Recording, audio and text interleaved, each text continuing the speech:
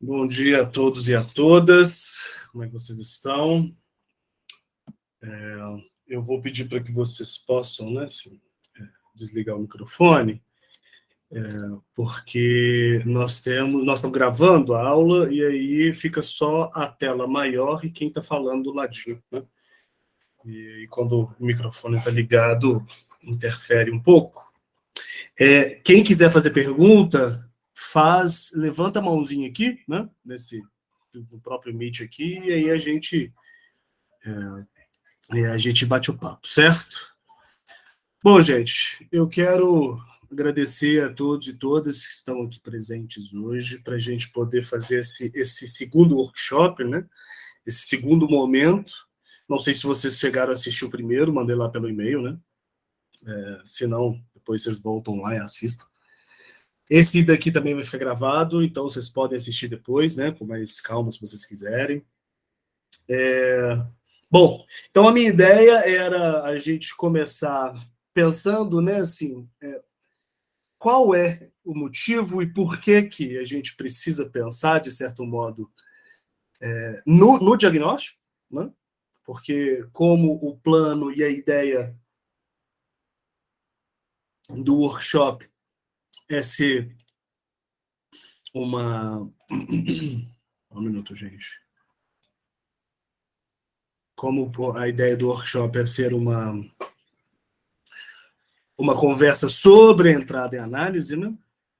Então, a gente precisa pensar... Deixa eu só fechar a janela aqui, gente. Sempre esqueço essa janela. Peraí.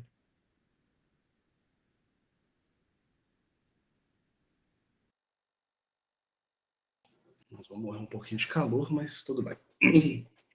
Então, a gente precisa pensar qual é o motivo, né? Para que a gente, de certo modo, precisa pensar no diagnóstico, né?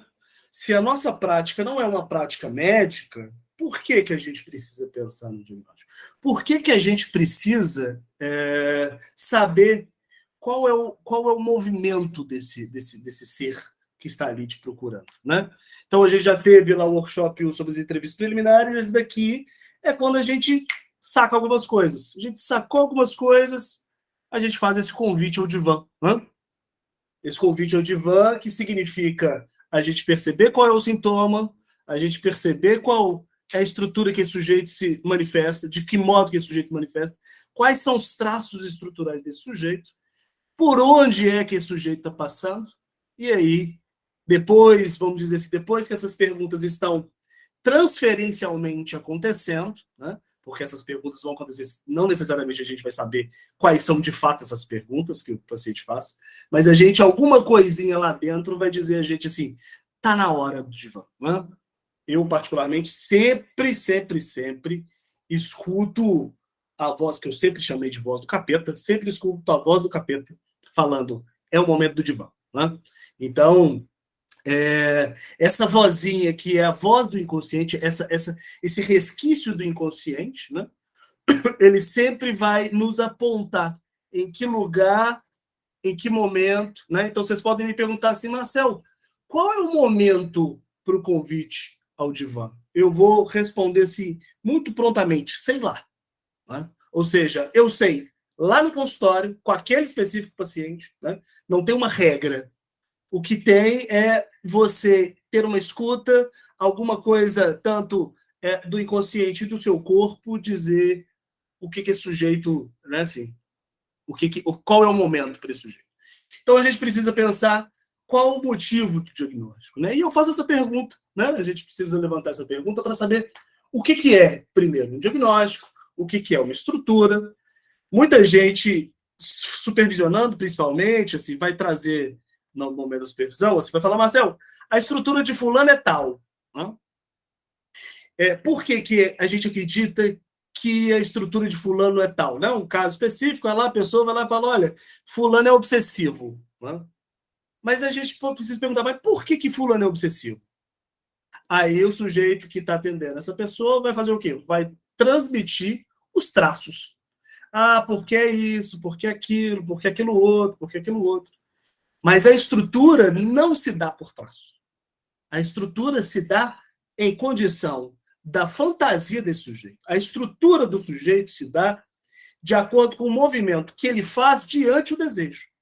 Então vamos conversar um pouco sobre isso? Vamos pensar um pouquinho sobre essa possibilidade? Eu acredito que vocês estejam vendo a minha tela aqui, essa tela, que nós vamos trabalhar do seguinte modo. Nós vamos trazer aqui primeiro a neurose, certo? A fantasia fundamental da neurose é essa, que quem assiste a aula comigo já está cansado de saber, e quem lê Lacan também está cansado de saber, que essa é a fantasia fundamental. Dentro da neurose, nós temos o obsessivo, e esse obsessivo tem também a sua própria forma.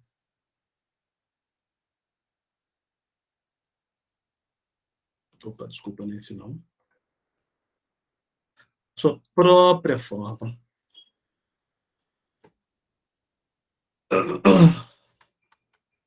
A sua própria fantasia. Tá? E também nós temos a histeria, que também tem seu próprio modo de se relacionar com o outro. Tá? Sua própria fantasia. Então veja bem que nós temos aqui a condição de se entender uma coisa. Eu posso muito bem ter uma questão que é, eu tenho traços histéricos. Aí eu estou falando do Marcelo. Tem traços histéricos. Mas aquilo que me mantém como neurótico é a fantasia do obsessivo. Tá? Então, quando você está escutando uma pessoa e quando você identifica ali qual é o lugar que esse sujeito ocupa no desejo do outro, nós sabemos por onde é que esse sujeito passa. Se é um sujeito obsessivo, se é um sujeito histérico. O obsessivo e a histeria funcionam desse modo. Assim. O Lacan, o Freud, vai dizer uma coisa super interessante, assim, que o neurótico obsessivo nada mais é do que uma dialética da histeria. O que isso significa? Significa que não existe a neurose obsessiva. Ela é uma patologia, se a gente pode dizer desse modo. Temos a neurose, e aí quando você se identifica, quando você se relaciona com o outro, há um desvio da sua neurose, que cai e recai sobre o neurótico obsessivo. A sua sexualidade, em vez de você se perguntar se você é homem ou mulher, se você tem ou é, você cai para o se eu estou vivo ou se eu estou morto. Você leva a condição do seu desejo em eu desejo, logo estou vivo. Não desejo, logo estou morto. Em vez de ser desejo ser homem, desejo ser mulher, desejo ter o falo ou desejo ser o falo, você eleva a condição do sujeito à vida e morte. Por isso que algumas pessoas elas se deparam assim, com uma condição que é de chega, vamos imaginar um detalhe, você chega uma pessoa, depois do trabalho, ela vai sentar no sofá e vai querer morrer ali por algum tempo. Né? Essa mortificação é dizer assim, olha, eu já vivi demais hoje. Mesmo que minha vida seja a morte, seja ali mortificado, eu já vivi demais. Então me deixa dar um tempo aqui para me gozar com esta morte. Né? Para que eu possa gozar com essa finitude desse corpo que não está aguentando mais viver. Então, o obsessivo ele traz essa característica, mas, inclusive, o sujeito histérico também pode ter essa característica, de chegar em casa e querer deitar. Falar, não, deixa o tempinho aqui, né? Deixa eu ficar aqui. Tem uma colega que fala que ela chega do trabalho e ela espera a alma voltar para o corpo, depois que ela chega. Isso é um traço do obsessivo, mas não quer dizer que ela seja obsessiva. Na relação dela com o próprio desejo e o desejo do outro, aí nós vamos saber. Né? O que eu estou querendo dizer com isso? Porque, veja bem, aqui nós temos uma coisa que se chama amor. Aqui nós temos uma coisa que se chama desejo. e aqui nós temos uma coisa que se chama gozo. Certo? Ou seja, o sujeito barrado é o amor, ou seja, a tentativa de se completar, a tentativa de uma lógica narcísica, a tentativa de se manter completo, né? E aí a gente vai lá no texto do Narcisismo do Freud, que ele vai dizer no final que a gente ama exatamente aquilo que a gente não tem, e a gente vai transformar este amor em pedaços de gozo, né? Mas há uma possibilidade de transformar esse amor em desejo, né? Que isso é o que compõe a fantasia. A minha relação com o objeto é sempre uma relação de demanda, tá? Demanda. O desejo não tem objeto. Coloca isso aí em algum lugar, se puder, tatua isso no braço, porque assim, o desejo não tem objeto. Então, Marcelo, eu desejo um carro. Desculpa, você demanda um carro. Eu quero ter um super carro, quero ter muito dinheiro. Eu, Marcelo, quero ter muito dinheiro. Não estou desejando ter muito dinheiro, eu estou demandando ter muito dinheiro. O que eu vou fazer até chegar nesse dinheiro? Aí é desejo. Aí pode ser o desejo, pode parecer. Mas o objeto em si, onticamente, ele é demanda. Certo? Então, pessoas, tudo tranquilo aqui? Porque eu tô dando uma misturada gostosa no negócio. Então, vamos lá. Para que a gente possa entender a fantasia, a gente precisa entender 3 pontos da psicanálise: necessidade, demanda e desejo. Certo? O que é necessidade? Necessidade é tudo aquilo que se mantém a lógica de um sujeito vivo. Né? A necessidade, ela não me permite, e aí eu dou uma dica para os assinantes do IPM. O Rafael deu há 15 dias atrás a primeira aula sobre este tema, necessidade, demanda e desejo do analista, que foi uma aula assim, brilhante. Foi uma aula que, assim, absurdo de brilhante.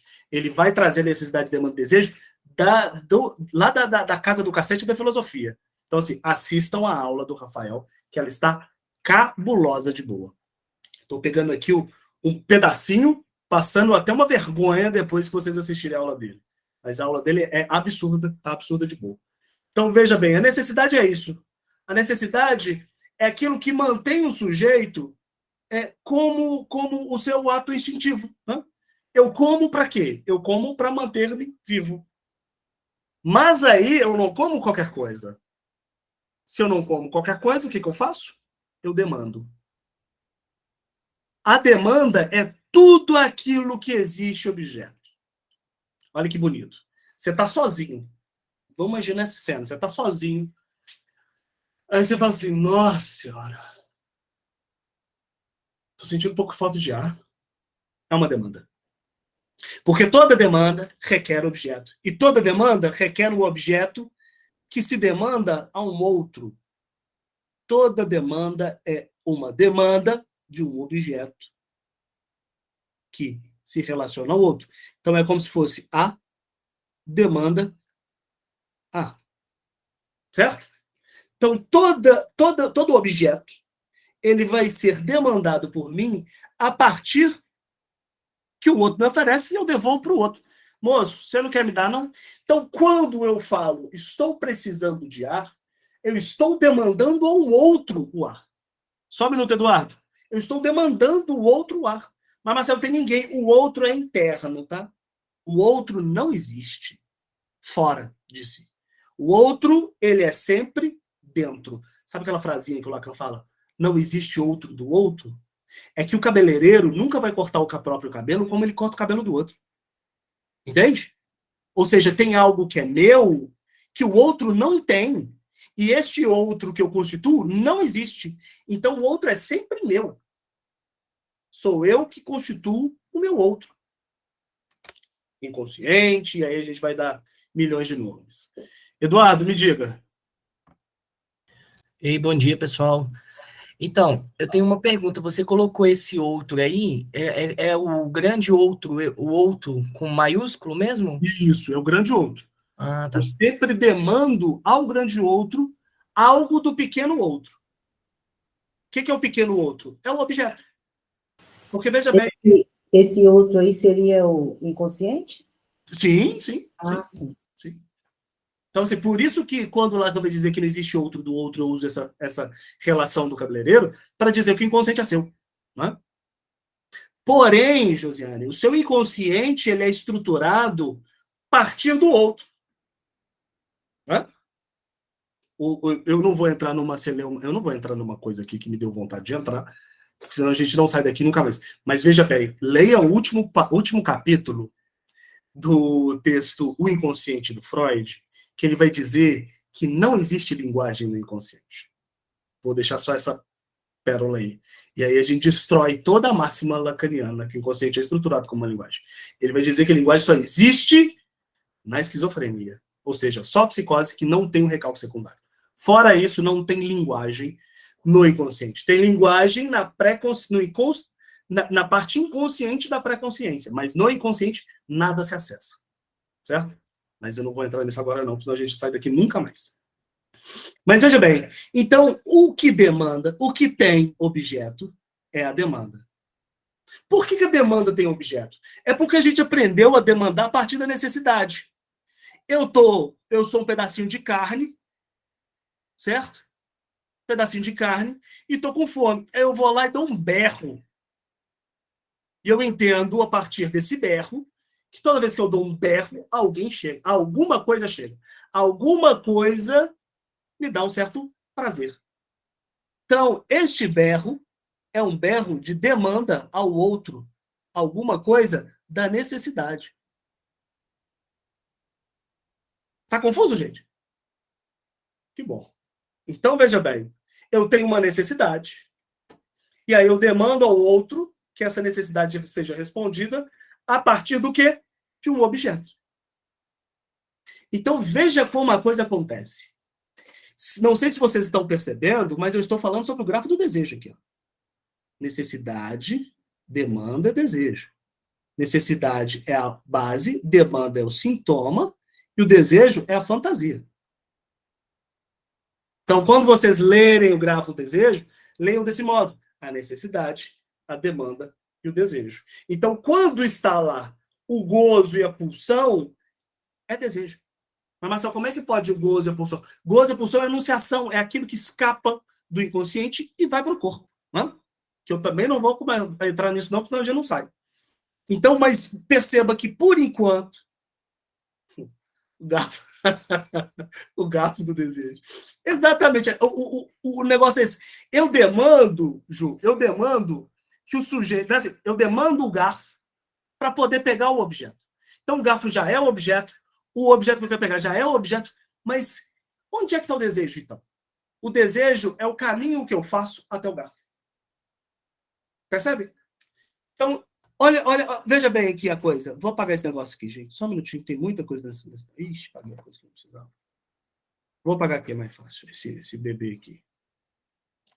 E veja bem, eu tenho a primeira experiência de satisfação. Certo?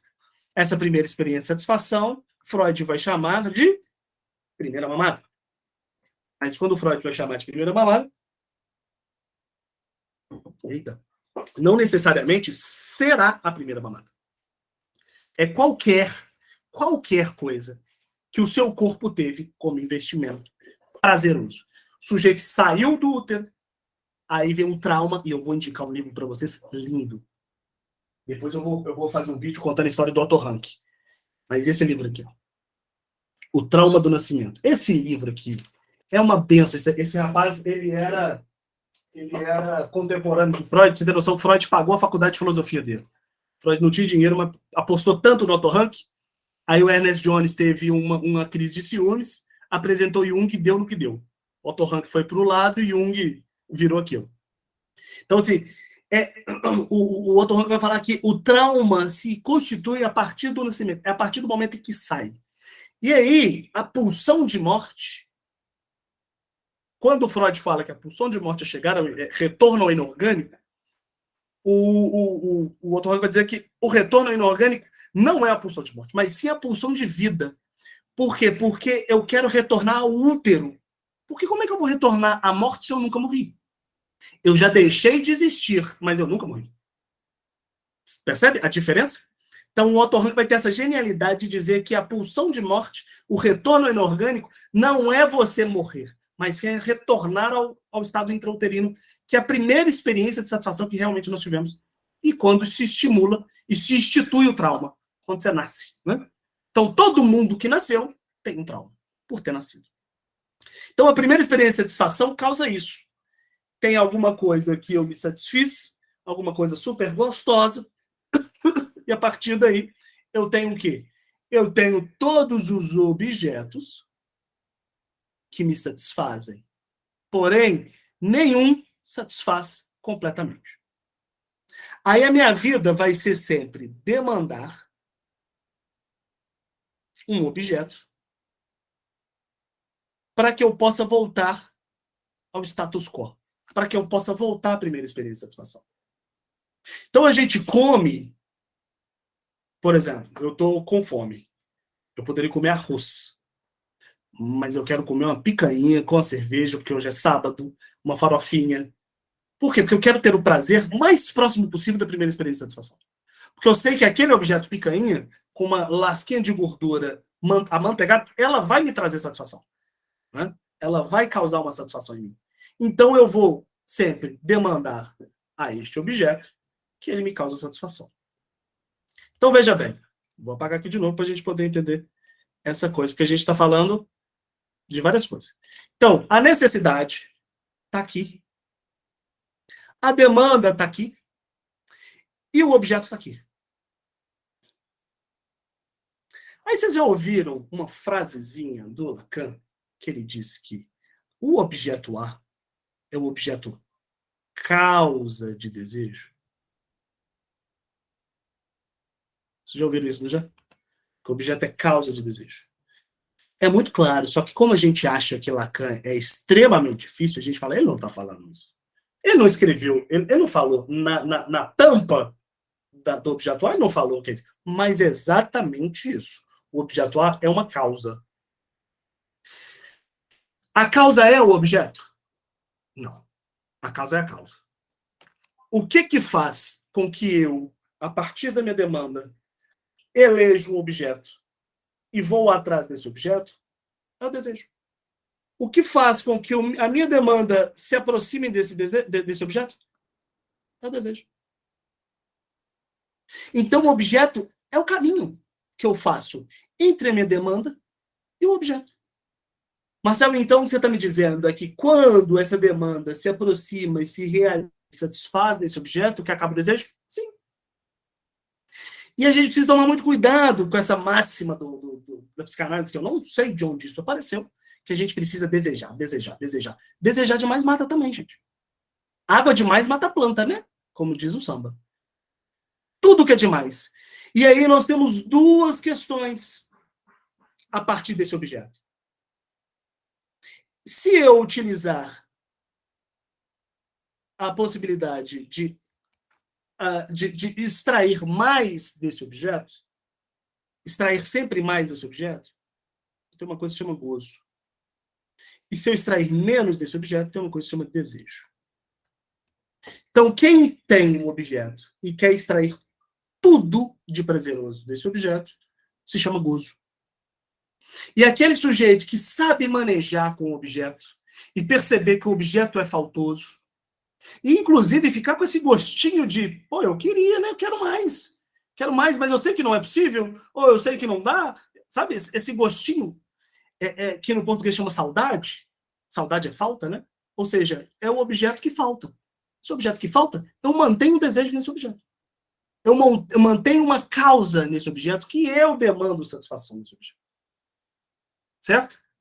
Marcel, você falou que ia falar de clínica e agora eu estou falando exatamente disso. Estou falando exatamente quando o paciente chega a você dizendo de um objeto específico e qual é o modo que ele qual é o modo que ele dá a este objeto. Certo? Então, na causa, só um minuto, Eduardo.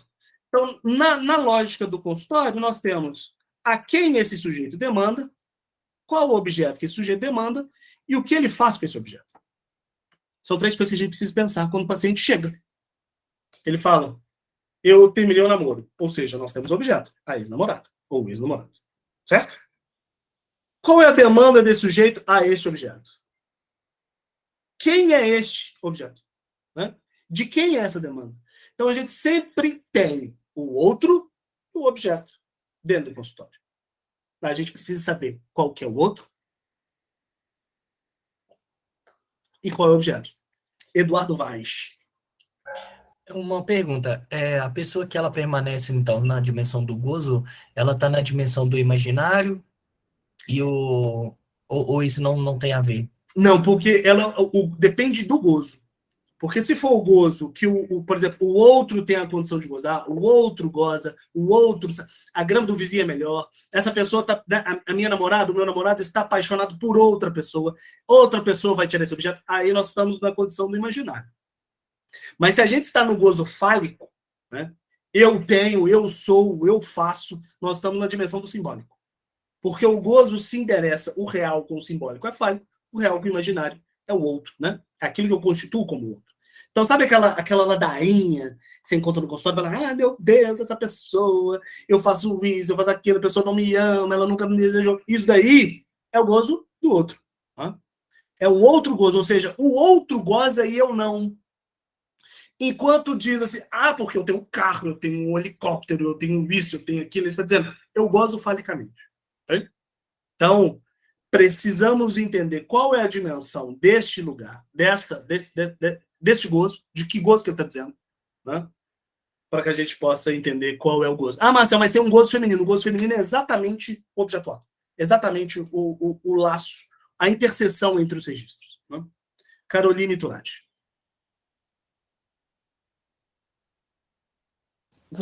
Bom dia. Bom dia. Marcelo, você falou assim que sempre no consultório você tem o outro e o objeto. Isso. O outro é esse ponto do inconsciente que é construído do sujeito. E o objeto, assim? O objeto é o que vai oscilar, assim, diante de um significante? Me explica isso melhor. Esse outro que eu estou dizendo é um outro inconsciente que eu ainda não sei quem é. Mas ele está depositado em forma de demanda a um outro mesmo. Sabe assim? Um outro. Por exemplo, eu estou depositado, este outro, no meu pai. Uhum. Então, aquele outro é o pai. Ou seja, tem alguma demanda que esse pai dê alguma coisa de um objeto para ele, de completude. Entende? Assim? Todo mundo vai para a análise para se queixar de alguém. Uhum. Ou seja, temos um outro. Por que ele se queixa? É porque esse outro não deu o objeto do desejo dele. Entende? A nossa vida é precária, é triste, porque a nossa vida é isso. É eu me queixando que o outro não me deu alguma coisa. Que coisa é essa? O meu objeto. Qual o objeto que me aproxima da primeira experiência de satisfação? Uhum. Então, a análise vira e só é isso. E aí você vai fazer o quê? Você vai transformar essa ladainha em uma repetição sem fim. Depois, você vai dizer o quê? Vai falar, tá bom, amigo. Vai continuar nessa ladainha no divã. Porque, como diz o Freud, tem pacientes que eu não aguento nem olhar para a cara. Sim, mas aí, quando você diz desse objeto, esse objeto ele vai sendo substituído, né, assim, por outras coisas o tempo todo nesse ponto da análise. Né? Exatamente, bom você trazer isso, porque eu estava aqui no negócio, mas eu acabei esquecendo dessa parte aqui do obsessivo. O que a Caroline Turati diz é que nós temos um objeto. Tá aqui, ó, para que eu possa gozar. A diferença entre a neurose, a psicose e a perversão é exatamente isso aqui. Certo? Enquanto a neurose tem 1 milhão de objetos, 1 milhão de objetos. A perversão, ele é o objeto de desejo e a psicose é o objeto de gozo. Olha que lindo, gente. Acabou. Entendemos as três estruturas. Belíssimo.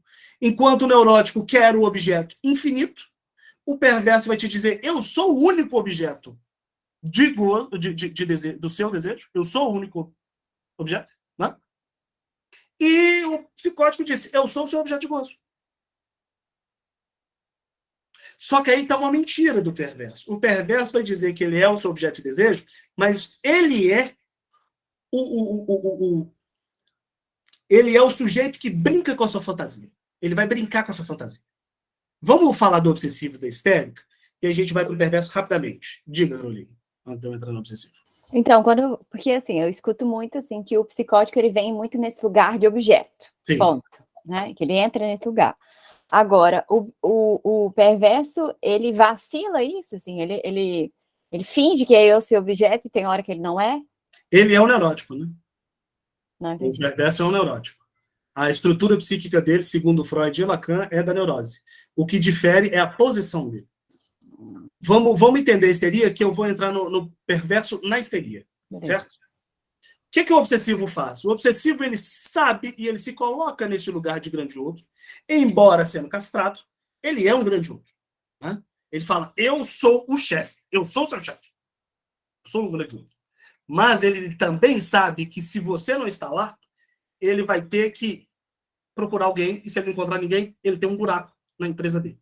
Ou seja, ele é o chefe castrado. E ele vai transformar todos os objetos que podem causar desejo em objetos numeráveis para dizer que ele é completo. Ou seja, ele usa do falo, do significante fálico, não para desejar, mas para gozar de objetos que poderiam ser de desejo. Por exemplo, sabe quando a pessoa chega para você e fala assim, eu tenho um carro de 120 mil. Eu tenho um carro de 300 mil. É um sujeito obsessivo dizendo, eu tenho. Não é porque isso é do meu campo do desejo. É porque eu tenho vários objetos que constituem meu gozo. Eu tenho 3 filhos, eu tenho uma esposa, eu tenho uma casa, eu tenho um carro, eu tenho uma fazenda, eu tenho amigos ricos. É um neurótico obsessivo. Por que ele é assim? Porque ele está... Né, quando eu disse lá no início que a gente precisa se haver com a estrutura de desejo do neurótico obsessivo, o neurótico obsessivo não quer desejar. Então, toda vez que ele vê a possibilidade de desejar, o que ele faz? Neste campo aqui, ó, ele reduz o caminho entre o objeto e a demanda. Ele puxa. De que modo o sujeito puxa? Sem abrir a boca. Ele não fala para ninguém que ele quer. Sabe aquela historinha de eu não vou contar para ninguém que eu vou fazer entrevista, porque senão as pessoas vão botar olho gordo? Isso daí se chama neurótico, traço do neurótico obsessivo. Que é o quê? Eu não contarei a ninguém o meu desejo. Se eu contar para as pessoas, elas sabem que eu estou desempregado, elas sabem que eu desejo alguma coisa. Então eu faço o quê? Me calo. Então ele reduz o objeto até a demanda porque ele não quer se haver com o desejo. Ele deseja, tá, gente? Ele só não quer que o outro saiba. Porque se o outro souber que ele deseja, ele cai num campo de histeria. Olha que triste. E uma coisa que o obsessivo não quer é ser histérico. Já viu os quatro discursos? Exatamente, Bruno. Aponta a sua falta. Porque o que propõe a falta é o desejo. Vocês já ouviram os 4 discursos do Lacan? Mestre, universitário, analista e histérico. Por que o obsessivo não tem discurso? Porque para ter discurso tem que ter desejo. Para ter discurso tem que ter outro. E não há discurso. Por quê? Porque ele está morto para o desejo. Se não tem desejo, não tem sujeito. Não tem sujeito neurótico. Então, o obsessivo transforma toda aquela possibilidade de desejo em falo. Só que aí que tá o negócio. Ele não quer se relacionar com o outro. Ele quer se relacionar com o objeto. Mas não o objeto causa de desejo. Caroline? Como assim? Ele transforma todo... Perdi. Todo... fudeu, esqueci. Todo a questão do desejo para o obsessivo. O obsessivo não tem desejo. Ele transforma aquilo que poderia ser desejo em objeto. Sabe aquelas pessoas que conseguem destruir o namoro rapidamente? Tipo assim, trai 5, 6, 7 vezes? É isso.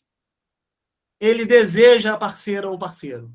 Só que ele não pode demonstrar o desejo. Então, o que ele faz? Ele começa a pontuar. Eu tenho 5, eu fiquei com 10 mulheres hoje. Eu fiquei com 5. Eu fui num show e beijei 5 pessoas. Ué, por que você precisa beijar 5 pessoas? Porque se eu não beijar 5 pessoas, eu tô em falta. Então ele vai sempre trazer isso. Ele desejou beijar as pessoas. Claro que desejou. Mas Mas ele também traz um ponto do excesso? é o puro excesso. Ele se excede o tempo todo. Para quê? Porque é aquela frase clássica, né, que a gente aprende. Todo excesso esconde uma falta. Então eu estou em... Ai, gente, é uma palavra tão bonita. Eu estou a trabalho para o outro. O neurótico obsessivo está trabalhando para que o outro não veja o próprio desejo. Certo? Josiane. Diga. Seu microfone está desligado. Eu pensei aqui, o obsessivo talvez não queira se haver com o corpo de linguagem. Ele trabalha sempre para não se haver com... Eu não entendi porque falhou para mim aqui a sua chamada. Você repete, por favor, a pergunta. Quando você fala que ele não quer se haver, né, o tempo todo com desejo, ele não quer se haver com a linguagem. Porque a No linguagem... caso, com o amor, no sentido. Isso. Né, da entrega. Eu não quero amar, mas ele ama, mas ele não quer amar. Ele não quer amar. Mas veja bem, quando você fala do... Aqui, ó, achei a frase aqui. Quando você... Nossa, quase que eu quebrei meu livro.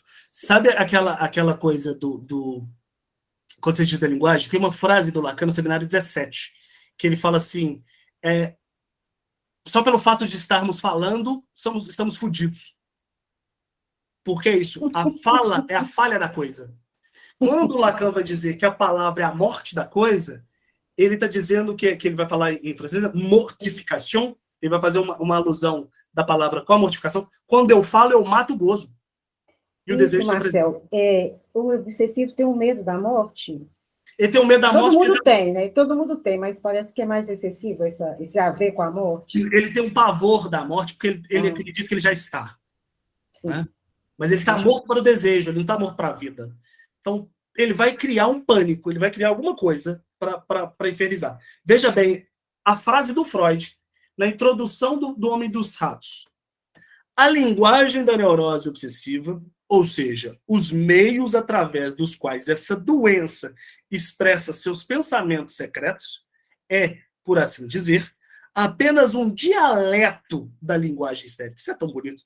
Mas um dialeto no qual nossa empatia deveria ser alcançada com mais facilidade, já que ele é mais aparentado com a expressão de nosso pensamento consciente do que o histérico.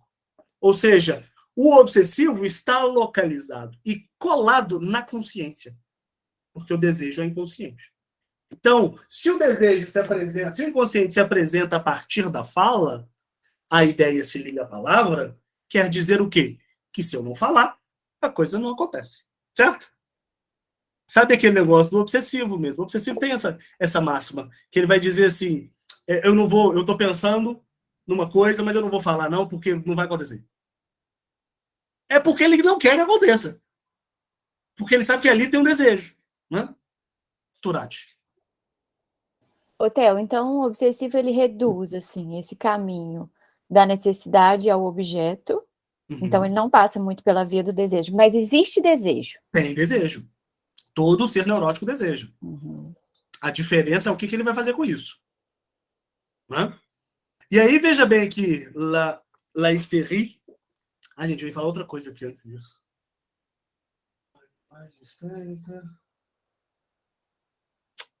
Deus. Perdi. Mas veja bem, então vamos lá. Olha o que o sujeito histérico faz. Ele se coloca... Tá faltando menos, tá? Desculpa. Ele se coloca no lugar de objeto causa de desejo do outro. Para quê? Para tampar a castração do outro. Para que essa relação aconteça e diga ao outro, você é completo. Olha que bonito. Olha que bonito que o histérico faz, dizendo, você só será completo comigo. Sem mim, você não é nada. Sem moi, você não é nada. Você só será você se eu estiver perto. Você pode crescer, fazer o que você quiser, desde que você esteja comigo. Turati?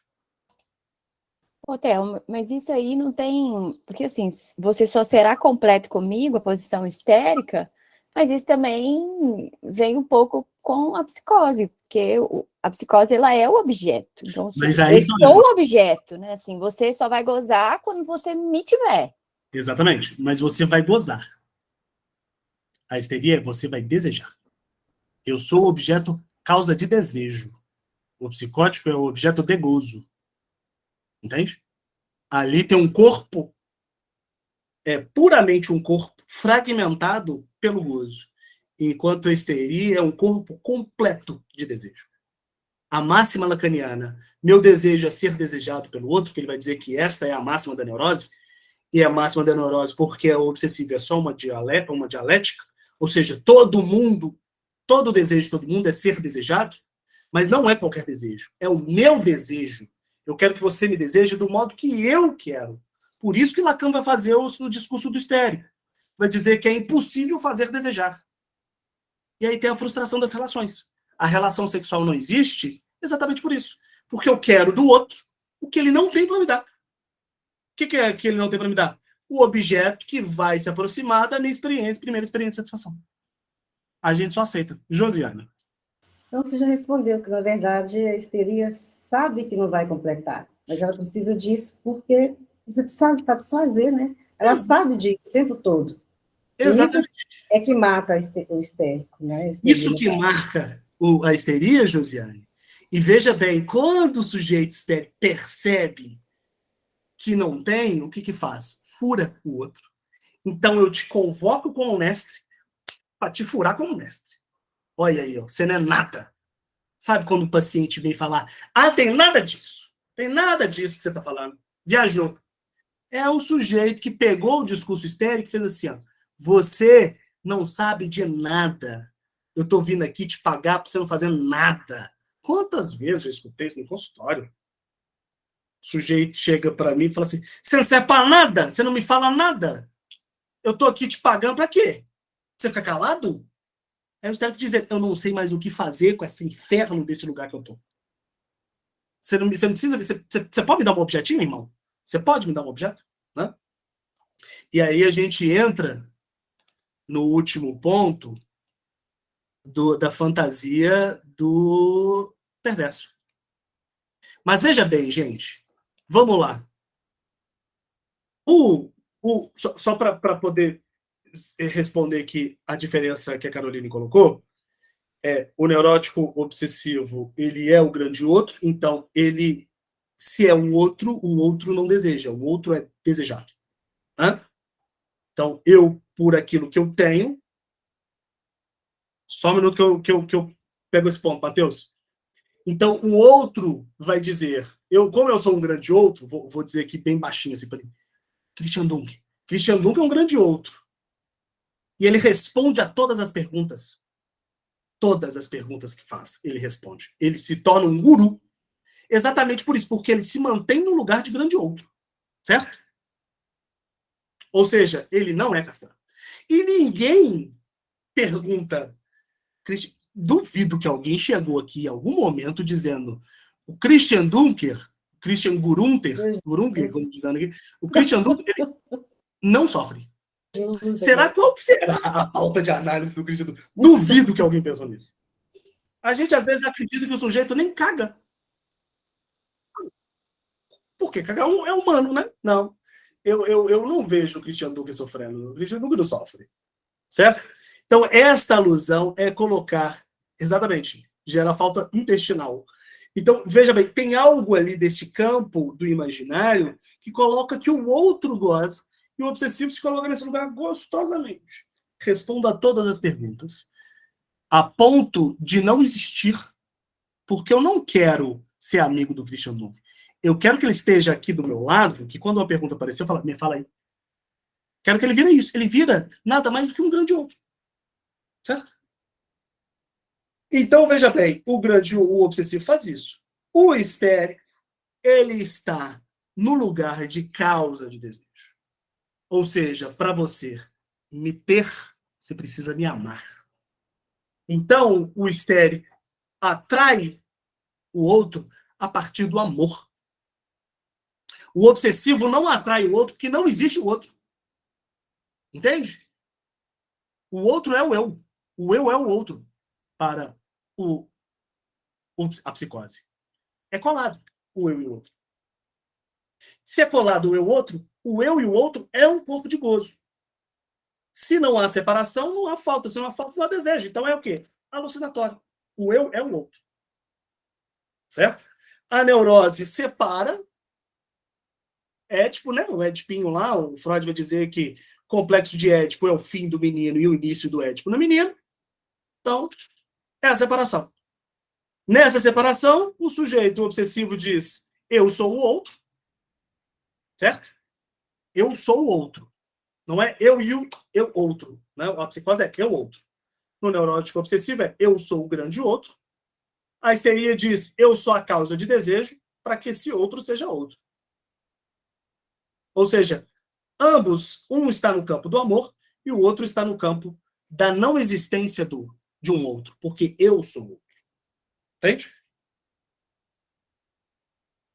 Para o neurótico obsessivo, se o outro existir, existe falta. Então, eu sou o grande outro das pessoas.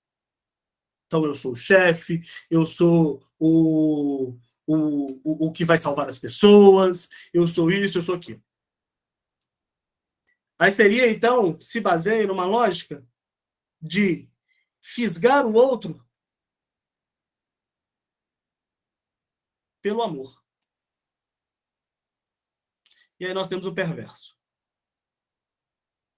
E aí, se vocês quiserem saber um pouco mais, tanto do psicótico, quanto do neurótico, quanto do perverso, aí nós temos as 6 aulas disso, 2 aulas de cada, né? A Ana dando a psicose, que foi uma aula, assim, belíssima. O Pablo com a neurose. E, por exemplo, não sei se você sabe, mas obsessivo, essa expressão neurótico obsessivo que inventou foi Freud, né? O neurótico histérico já existia, a histeria já existia. O obsessivo foi construção do Freud. E a perversão, sou eu que dou essa aula. Então, de perverso a gente entende.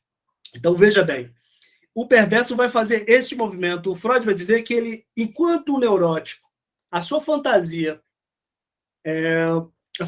fundamental está localizada no simbólico, no amor, a gente fisga o outro pelo amor, a gente sofre pelo amor, né?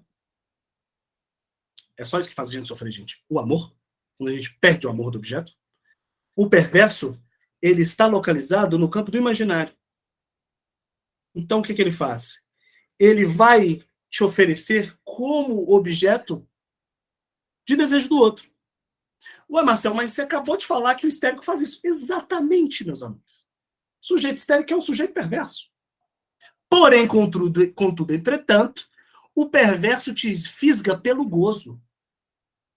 Ele vai te oferecer gozo infinito. Comigo, você goza sem fim. A histeria diz, comigo você amará sem fim. Por isso que com a histeria a gente não cai tanto, porque está no campo do amor.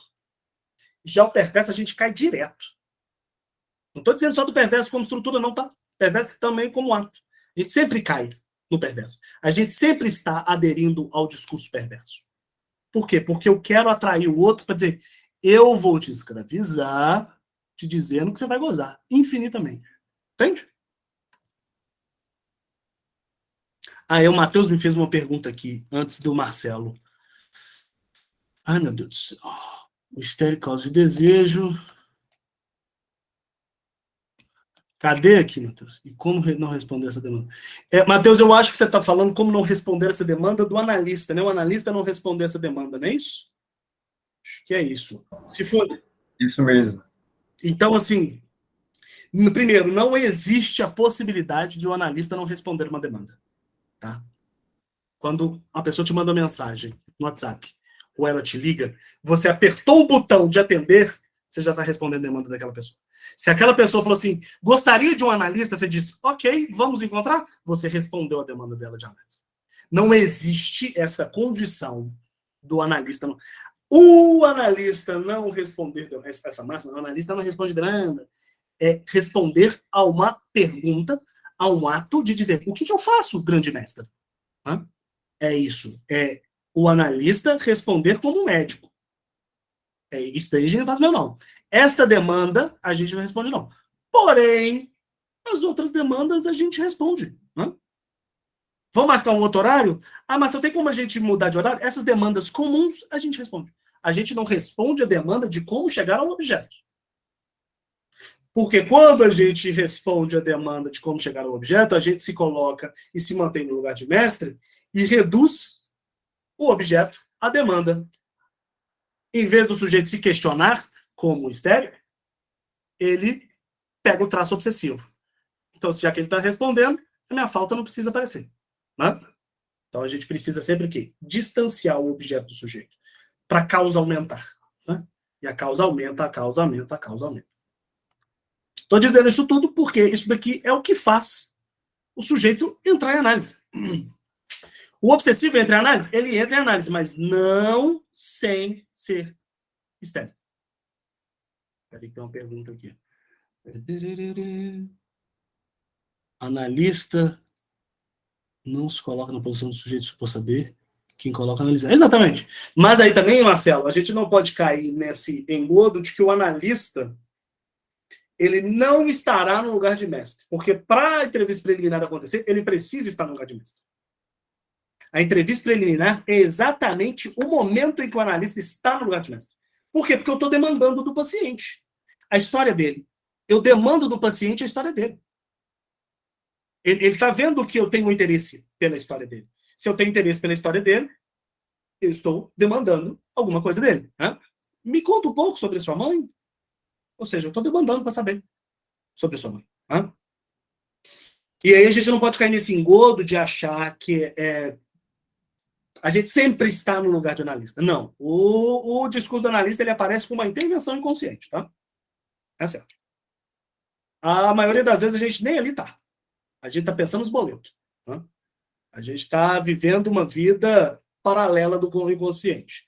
Aí, de repente, um significante aparece e fala, gente, que coisa esquisita, eu estou escutando esse significante. Devolve, gente. Devolve. Fulano, o que é isso aqui? O que é X? Você está aí falando X, X, X. O que é X? Para você escutar o significante, eu não preciso fazer cadeia desse significante. Josiane levantou a mão. Quer fazer pergunta, Josiane? Não. Eu resolvi aqui. Tranquilo. Tá certo. Então, quando o obsessivo se questiona do outro, porque a função do estéreo é questionar do outro, quando o neurótico obsessivo questiona o outro, é o momento do divã. É o momento do divã. O que é o momento do divã? É quando você convida aquele serzinho que está à sua frente a cortar alguns laços que o imaginário compõe visualmente. Mas também uma condição da tensão flutuante do analista acontecer. Também a condição de que o sujeito que está fazendo análise com você, ele possa viajar. Ele possa não esperar uma resposta, ele possa não responder aquilo que você está fazendo, porque a gente sempre faz assim, né? Ou seja, isso aqui é uma concordância. Embora isso seja concordância de que eu estou escutando, mas não quer dizer que eu estou concordando com você, a pessoa vai achar que você está concordando com ela. Então é cortar o olhar.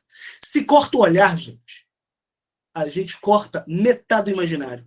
E essa metade do imaginário que foi cortada, eu permito que ele construa a partir dali o imaginário, que é dele. Então, quando se diz, como a Fernanda apontou aqui, o estericizar é exatamente esse ponto. É transformar o discurso obsessivo, que não existe discurso, em histérico. Ou seja, questionar o outro, apontar que há uma falta. Ele pode ser obsessivo, deitadinho no divã, mas para transformar a entrevista preliminar em análise, você precisa escutar que ele questionou o outro. Josiane? Né?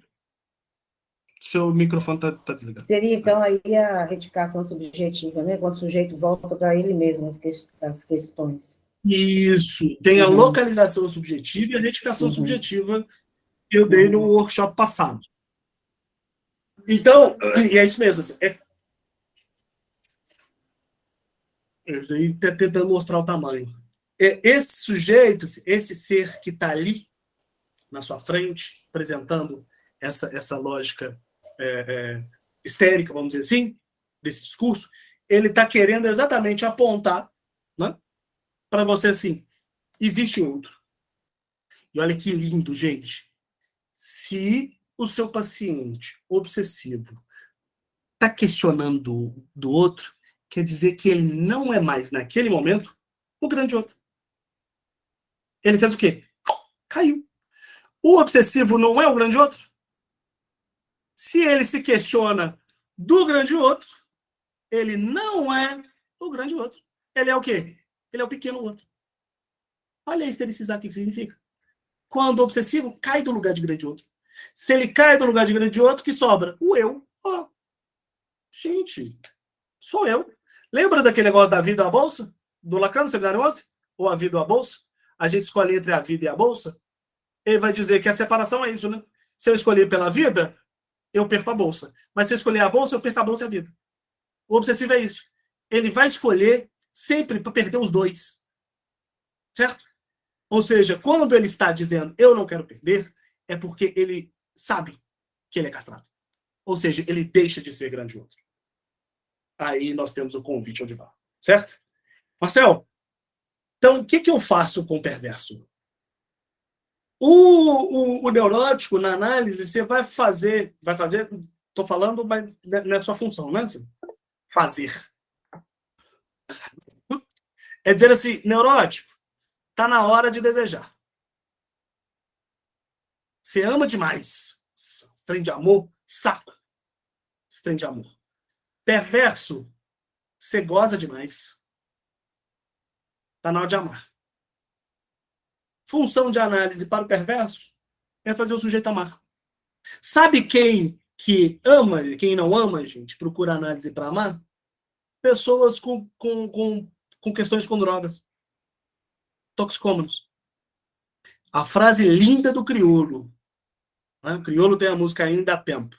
Ele diz, até o mais andado larga a função quando percebe que é amado.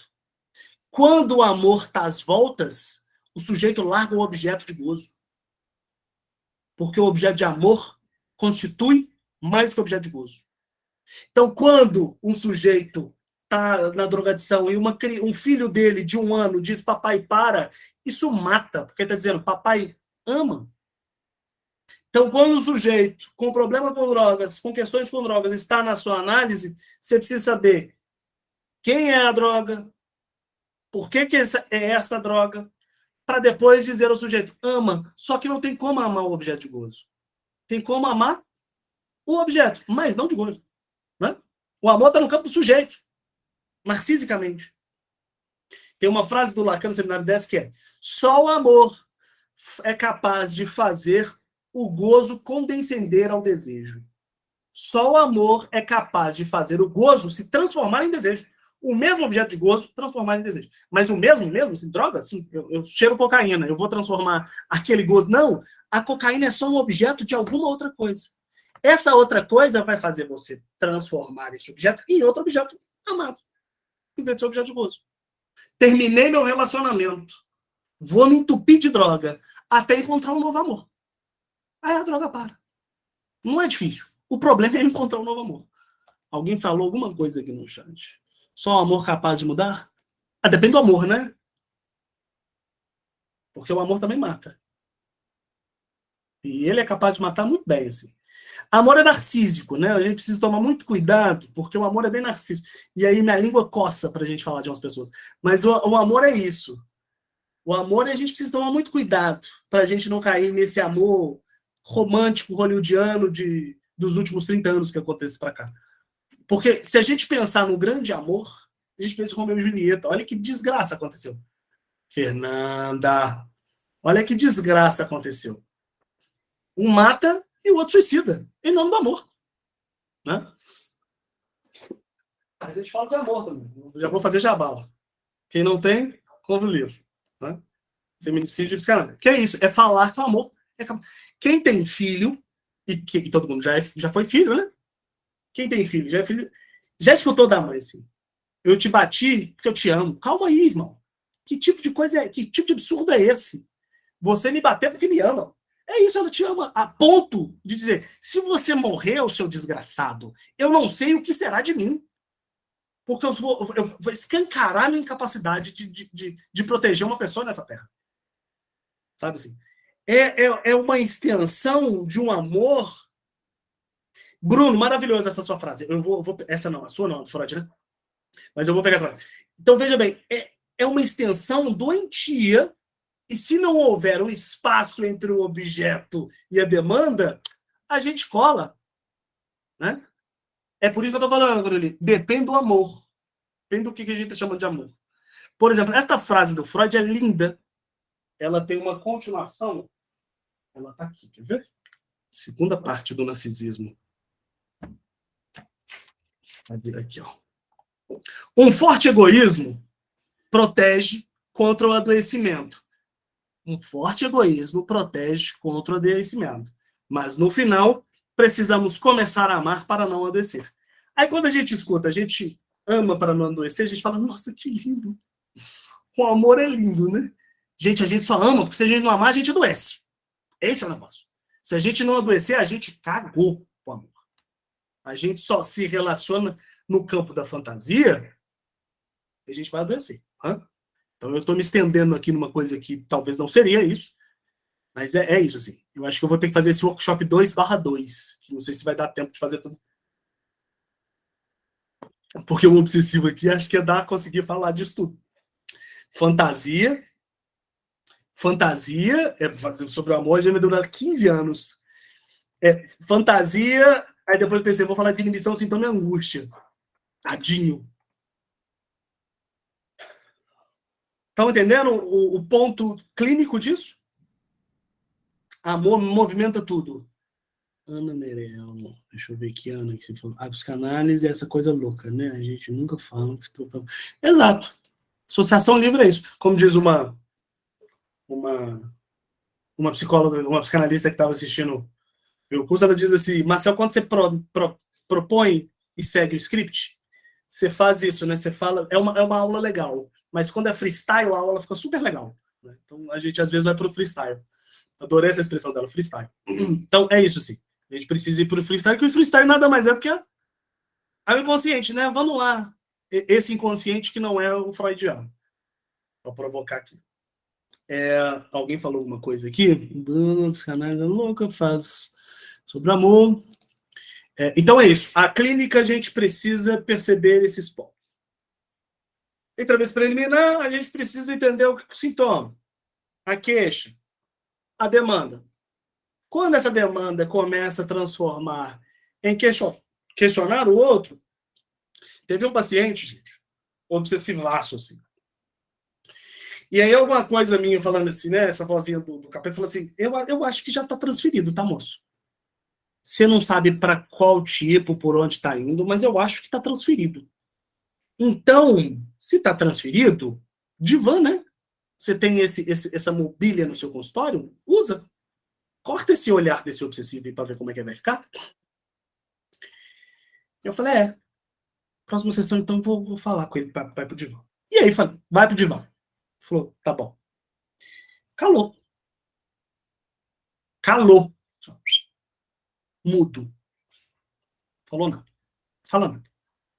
Primeira sessão, ele falou os últimos 20 minutos. Desses 20 minutos, se juntar tudo que ele falou, deu uns 8 minutos, porque as pausas eram imensas.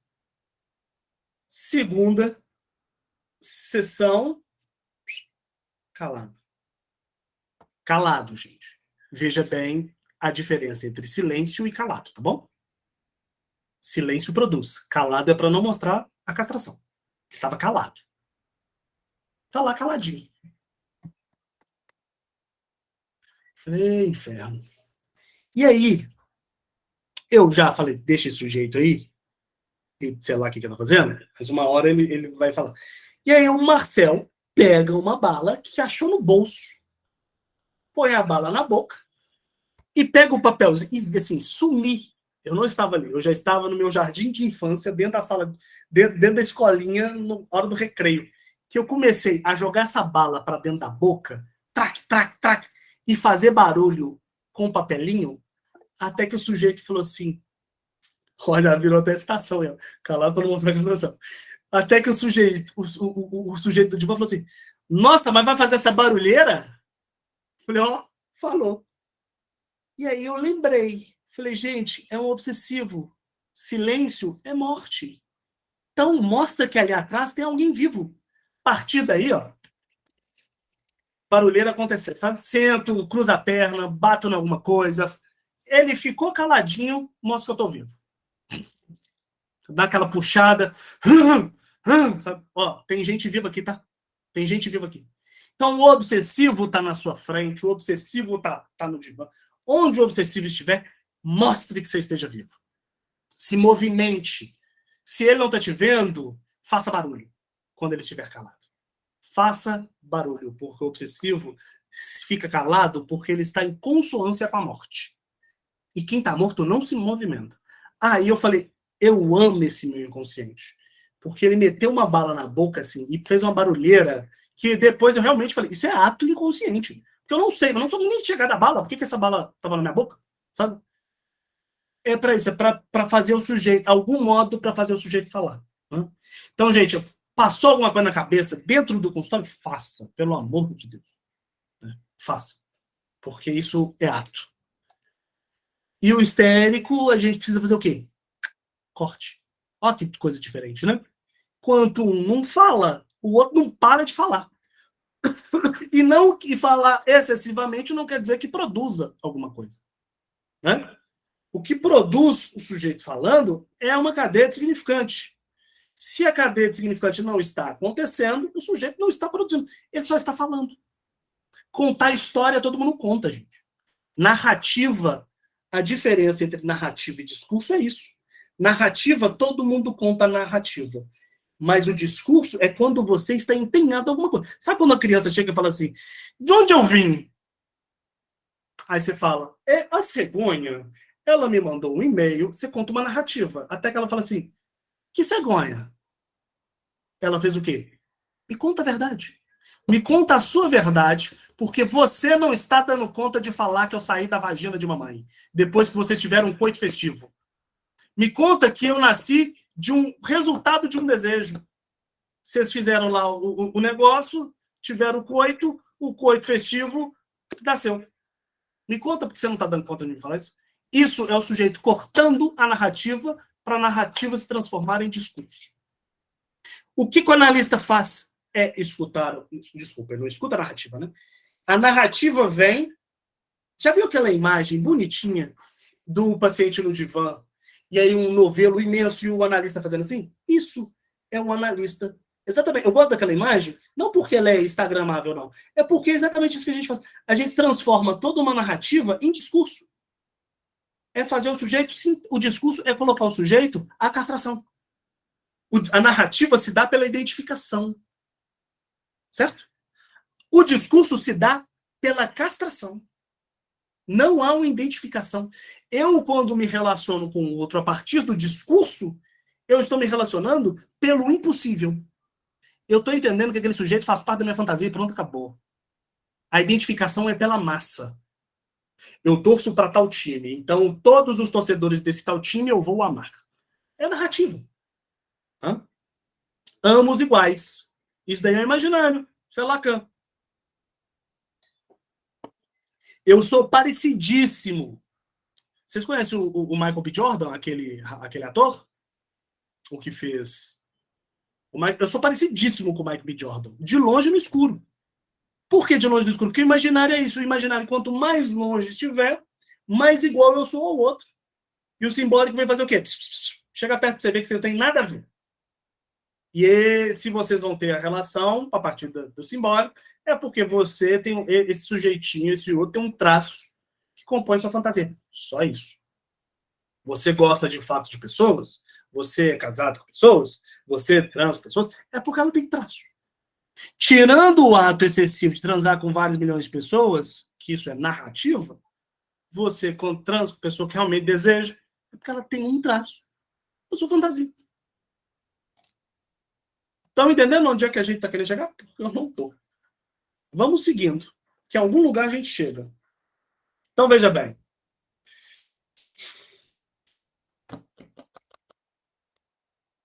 As estruturas, né? Estão me entendendo? Entendeu as estruturas? Entendeu o motivo que a gente leva e caminha o sujeito para o divã? E aí, o que a gente faz quando uma pessoa está calada? A pessoa calou. E aí eu vou fazer essa pergunta e me manter calado. O que vocês acham? A pessoa chegou no seu consultório, vou fazer você fala, olá, fulano. Como passa? Bem, o que te faz procurar análise? Eu acho que todo mundo está falando, né, que a análise é bom, os meus amigos estão fazendo.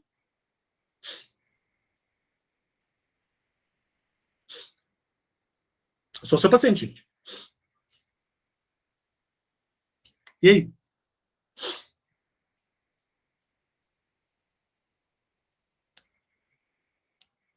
Eu não tenho problema com silêncio não, tá, gente? Eu passaria um dia aqui. Sussa. O que tá passando na sua cabeça na pergunta?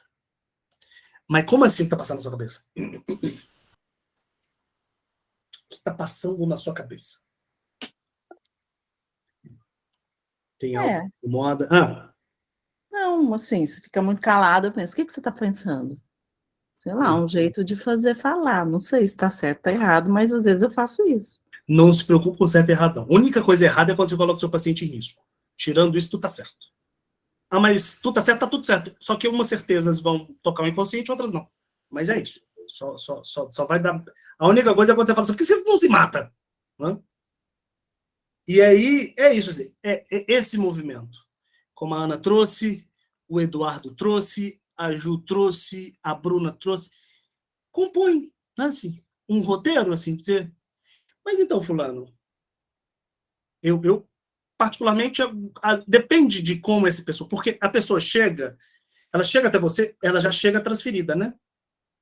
Ela já chega transferida. Por quê? Porque, tirando pessoas e psicanalistas que trabalham em instituições, a clínica, ela é direcionada. A pessoa te procura. Né? A transferência a partir das instituições, elas chegam, vamos dizer assim, ela é terceirizada, e aí a transferência acontece. Mas a transferência no consultório, ela já acontece antes do sujeito. Ela já começa a acontecer antes do sujeito chegar. E aí, normalmente, a gente faz essa pergunta: quem foi que te indicou? Passou meu contato? Ela fala, tal pessoa. E qual que é a relação que você tem com tal pessoa? Ela já vai contar uma relação que ela tem. Ou seja, eu já tenho o indício do que é um grande outro para ela. De quem é um outro. Mas me conta mais sobre essa relação. Ou seja, eu preciso saber algumas coisas das entrevistas. Por que ela vai, que é a queixa, quem é um outro e qual é um objeto que faz ela ir. Porque vocês lembram, quem assistiu o primeiro workshop, o sintoma, alguém só procura a análise porque o sintoma deu curto-circuito. Né? Esse sintoma ter dado curto-circuito significa dizer, conserta para mim. E aí você vai falar, não conserta nada não. Tá? Não conserta nada. Mas a gente pode falar do sintoma para a gente pensar em uma outra saída, que não seja esse sintoma.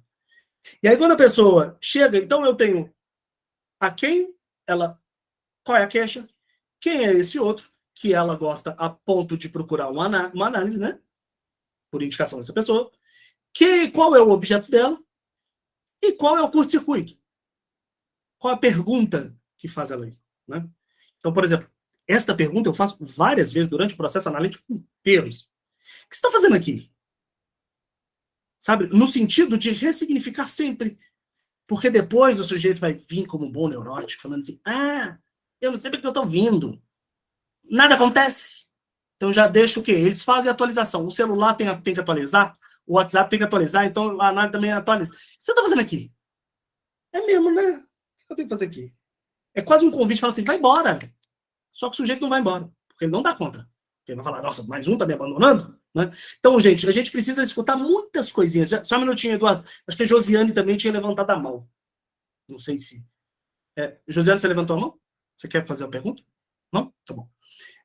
Então, o sujeito... a gente precisa saber qual é a pergunta, qual é o ponto sintomático dessa pessoa, para que a gente não responda ao sintoma. Sabe o paciente chato? Chato. Tem paciente que é chato. Mais uma vez, chato. Só um minutinho, Eduardo.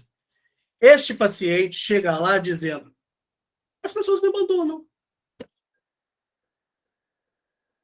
As pessoas me abandonam. E aí a gente vai escutar o que faz as pessoas abandonarem ela. A chatura, por exemplo, pode fazer a pessoa abandonar. Sabe? E aí a gente faz o quê? Manda ele embora? A gente respondendo a demanda de gozo dessa pessoa. Percebe qual que é a importância do sintoma? O sintoma e o outro. O outro me abandona. Por trás de um outro tem sempre uma questão. Esse outro. O outro me abandona, eu não sei por quê. Estou sofrendo que o outro me abandone. É porque você é chato. Só que eu não vou te abandonar. E aí o analisando vai fazer de tudo para o analista abandonar. Para quê? Para responder a demanda de gozo. Até que o analista toma a frase, a resistência do analista. Ou seja, eu preciso resistir a este gozo de sentido, que é o gozo do sintoma. Eu não aguento mais escutar essa pessoa. Eu não aguento mais escutar essa pessoa. Nas entrevistas preliminares, você precisa escutar uma coisa. Quem está disposta a atender? Eu, Marcel, jamais, em hipótese alguma, vou atender qualquer pessoa que tenha menos de 18 anos. Porque ela vem com os pais. E eu não estou disposto a atender pais. A não ser que eles sejam meus pacientes. Né? Não atendo por tabela. Então, eu não estou disposto. Chegou criança, adolescente, beijo, né? Então, eu já tenho um entendimento. Eu também, Marcel, escuto o primeiro atendimento, o segundo atendimento, terceiro atendimento, percebo que eu não estou à vontade ali, encaminho. Porque o meu desejo tem que estar em jogo. O meu desejo tem que estar ali. Eu quero, eu desejo. E o desejo não é desejo de ser analista, é desejo de sustentar o gozo do outro. Tem paciente, gente, que eu falo, não é possível de felicidade de atender. Eduardo, você está antecipando a minha coisa. Só um minuto. Eu vou falar de transferência daqui a pouquinho. Não, mas respondendo, não. Isso não é contra-transferência, que não há uma transferência estabelecida, tá bom? Então, a contra-transferência é quando a transferência está estabelecida. Mas vamos lá. Isso se chama ato. Escutar o que eu estou disposto. Porque o analista é um sujeito castrado. Se eu sou castrado, eu sei que eu não vou atender todo mundo. Eu sei que eu não vou atender um tipo de pessoa. Eu sei que eu não vou ficar à vontade de atender tal. Marcel, quando percebe, e graças a, sei lá, a Deus, sei lá quem, eu tenho atualmente uma facilidade de entender o diagnóstico rapidamente. Se uma pessoa, e aí eu falo com o coração muito aberto, eu não sei manejar uma psicose. Se eu, Marcel, não sei manejar uma psicose, por que eu vou atender um psicólogo? Por que eu vou me colocar e colocar esta pessoa a um trabalho que eu não confio? Que é o meu trabalho com a psicose. Eu não confio no meu trabalho com a psicose. Recuso. Eu falo que eu não tenho horário, eu falo que não vai ser possível, não é assim? Eu normalmente eu digo, deixo claro que não será possível um trabalho exatamente por algumas questões que percebo que vai atravessar, né? Deixo claro. Algumas questões que você trouxe pode atravessar o nosso atendimento, e isso é preciso ter esse ponto de ética para dizer ao sujeito, né? Para te dizer que, infelizmente, a coisa não vai acontecer por algum motivo, como eu acredito no inconsciente, por algum motivo inconsciente. Não vai acontecer. Né? Então, eu gostaria de saber se você está disposto a que eu te encaminhe para tal pessoa. Se ela não tiver, ficar com raiva. Se ela for embora, beleza. E não tem muito tempo que chegou uma pessoa para mim, eu atendo o rapaz, e ele queria que eu atendesse a amiga. Ela falava, eu pesquei umas 2 vezes. Gente, como é que eu, no primeiro encontro, tô com sono? Você tava com sono? Não, era 3 horas da tarde. 3 horas da tarde. Eu tinha acabado de atender uma pessoa 2 horas da tarde, assim, parecendo que eu tinha acabado de acordar. No pura animação. E ela chegou, a minha energia fez... Falou, beijo, tá? Fica sozinho aí, esse corpo aí vazio. Falei, não será possível. Não tem horário. Ela saiu de lá murcha, como eu estava. Mas eu não vou atender. Se o primeiro encontro eu já dormi, quer dizer que eu não tô com o mínimo desejo. Dormir, gente, significa ausência de sujeito. Não é um sonho, tá? É dormir. Eu estava morto ali. Eu não consegui escutar, não escutei demanda, não escutei queixo. Falei, eu não vou atender essa pessoa. Encaminhou uma outra pessoa, caminhei. Não foi. Não sei também o que deu, o que não deu. Exatamente. A gente precisa entender que nós somos castrados. E a castração precisa estar o tempo todo. Isso aqui, Carolina, é esse aqui, ó.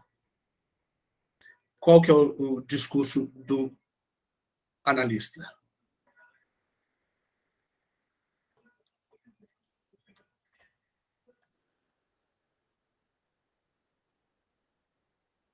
O que mantém o analista em seu discurso é que ele é vazio. Mas ele é vazio a partir de uma verdade que o sustenta. A verdade que sustenta o vazio do analista é o não saber.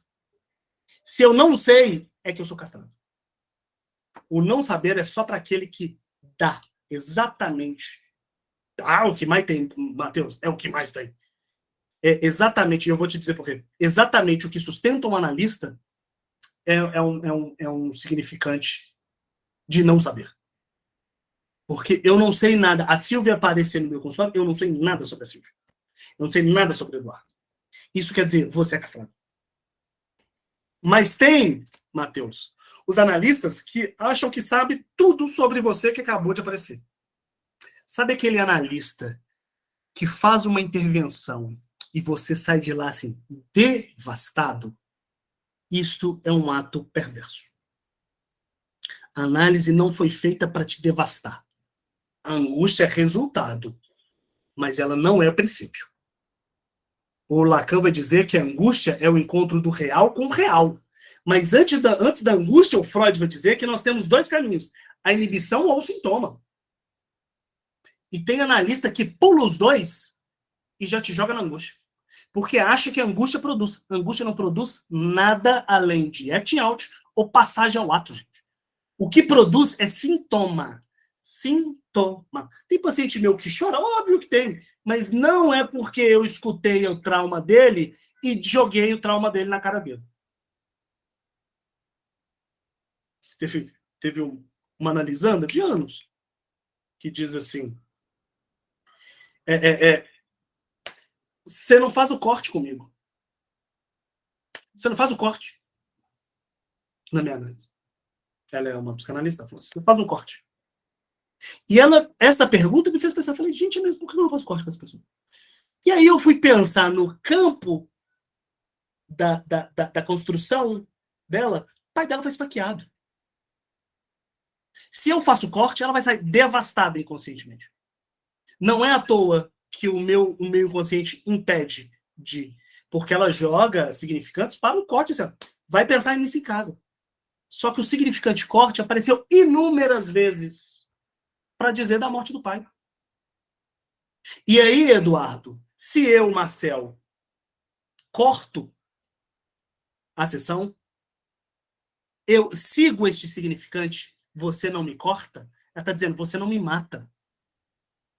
Ela está pedindo e demandando a morte. Tá? Se o meu inconsciente, porque não sou eu, o meu inconsciente não me atenta a isso, e eu vou lá como um analista perverso, um analista que quer o quê? Põe em risco a transferência. De que modo? Conta transferencialmente. Vou contar um caso de conta transferência de Marcel Santos. Uma paciente transferida, ela estava transferida assim, de modo muito erótico. Estava querendo o corpo do analista a qualquer custo. Só que aí que está o negócio da estética, né?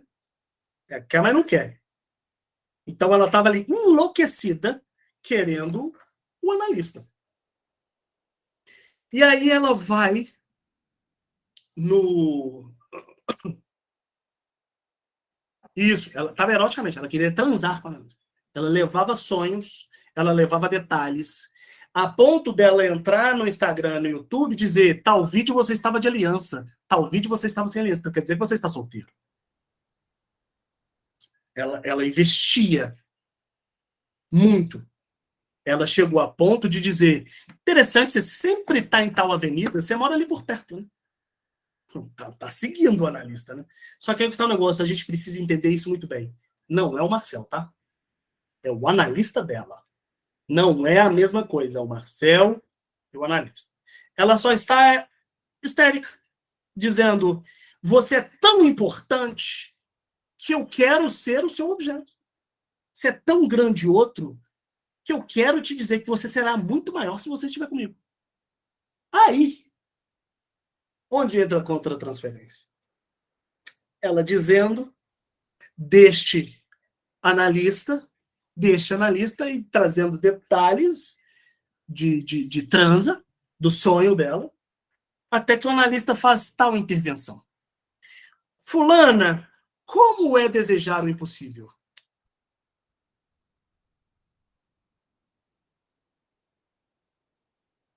Nunca mais voltou. Como é que um analista diz para o seu analisando que desejar é impossível? O analista foi atravessado pelo Marcel, dizendo, corta essa pessoa. Quando o Marcel atravessa a transferência, é a contra-transferência. Isso, ela saiu de lá assim, devastada. Porque o analista disse a ela assim, ô Caroline, você desejar é impossível realizar. Todo o seu desejo é impossível realizar.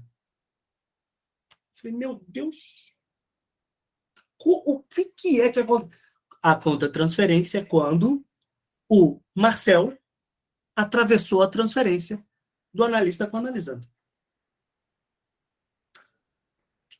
É óbvio que ela não vai voltar. É óbvio que ela nunca mais vai voltar para uma análise. Ela agora vai fazer alguma terapia holística, vai falar do Saturno que roda com Mercúrio, para lá para cá, mas a análise ela nunca mais bota o pé. Porque a análise é dizer que o desejo dela é impossível ser realizado. Aí, filho. Entendeu o que é uma contra-transferência? Não. O desejo dela, independente qual seja o objeto, é impossível ser realizado. Porque um analista disse para ela, seu desejo, como é desejar o impossível? Para uma pessoa muito das histéricas, é fácil ela dizer desejo impossível, logo não posso desejar. Vai gozar o resto da vida. Por causa de um inferno, de uma intervenção, Ana, isso é o errado. Isso é errado. Quando o meu eu atravessou a transferência. Alguma coisa incomodou naquele erotismo daquela mulher, como uma histérica, uma analisanda, eu não levei para análise e o eu apareceu. Aí a contra-transferência apareceu. Quando o eu, gente, o eu do analista vai aparecer inúmeras vezes. É equivocado quando ele apresenta na transferência. Eu algumas vezes digo aos analisantes que fazem análise e são psicanalistas, eu sempre digo assim, ficamos por aqui, faço um adendo, não é seu analista. Né? Às vezes o sujeito está lá, começando a clínica, desesperado, o paciente não chega, né? Assim, quase vai com calma. O analista não vai dizer que vai com calma, mas o Marcel psicanalista, ou o Marcel professor, o Marcel pesquisador, pode dizer, fica calmo, vai com calma. Então, às vezes eu faço um parênteses no final de uma sessão. Porque o eu vai aparecer, gente. Não tem jeito. O seu eu vai aparecer dentro do consultório. Com aquele pessoa que está dizendo. Ele não pode aparecer na transferência. Para mim, a análise funciona em 3 pontos. É importante para mim. Eu penso sempre, quando eu estou atendendo. A transferência, o gozo e o sintoma. Esses são os 3 pontos que eu quero saber e vai ficar ali numa análise por bastante tempo. A transferência, para mim, é o ponto e é o único ponto importante. Não sei se o seu eu... Mas tem coisa também que a gente não dá conta, né, gente? Eu não acho problemático a emoção. Eu acho problemático quando você desfaz o sujeito. Sintoma, Eduardo. Sintoma. Quando você desfaz o sujeito. Que é a contra-transferência. Caroline? Eu tenho 2 perguntas. A respeito desse corte aí que você acaba fazendo do ponto devastado, nesse caso aí que você traz, quando você faz essa intervenção dela desejar o impossível, não é a questão de fazer a intervenção, mas de você escancarar para ela que ela não pode desejar, é isso? Exatamente. Eu esfreguei na cara dela que ela desejar é uma besteira. Uhum. E não é uma questão de desejar o analista. Exatamente. Mas você traz o desejo. Não disse como é desejar o analista que não vai ser. É como é desejar o impossível. Mas o desejo, ele é impossível. Não, desejo é possível. É impossível a completude. Assim. O desejo é sempre possível desejar. Exatamente. É possível desejar, a gente deseja tudo mais. Mas alcançar essa completude que é o impossível. Que é o impossível. E quando eu faço essa pergunta, como é desejar o impossível, estou dizendo, o seu desejo é impossível. Uhum. Se o desejo é impossível, a gente cai onde? No gozo. Josiane?